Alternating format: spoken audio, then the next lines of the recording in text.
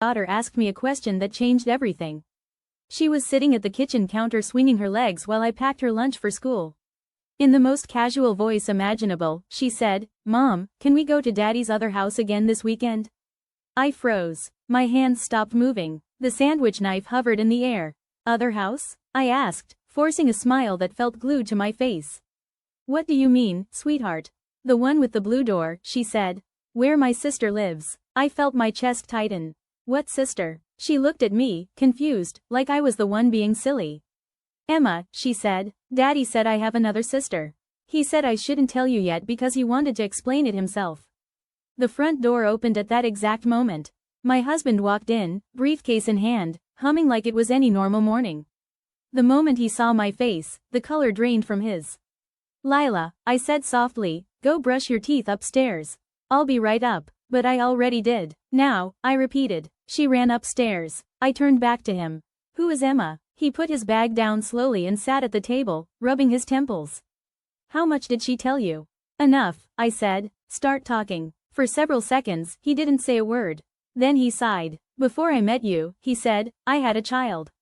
"A child?" My head was spinning. "You told me you were never married. Never had kids." "I wasn't married," he said quickly. "But I was with someone. For a while. She got pregnant. Emma is 9 now." 9. We had been together for 8 years.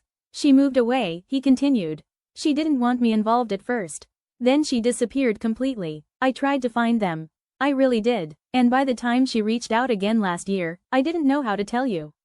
So instead," I said, my voice shaking, "you decided to introduce our daughter to her behind my back?" He looked down. I panicked. Emma wanted to meet her sister. I didn't want to lose my chance again. I couldn't breathe. Not from anger, from betrayal. That night, I asked him to sleep somewhere else. The next morning, I sat with Lila on her bed. "Can you tell Mommy about Emma?" I asked gently. Her face lit up. "She's funny. And she has a dog." We drew pictures together. Daddy looked happy there. That part hurt the most. After 2 days of crying, yelling into pillows, and questioning everything I thought I knew, something became clear. Emma wasn't the problem. The lies were. I called him. "I'll meet her," I said. "And her mother. But this family survives only if honesty does." We met the following Sunday. Emma hid behind her mom at first. Then she looked at me and said, "Are you my sister's mommy?" I nodded. She smiled and held up a drawing. "I made this for you." It said, "I'm glad we're sisters now."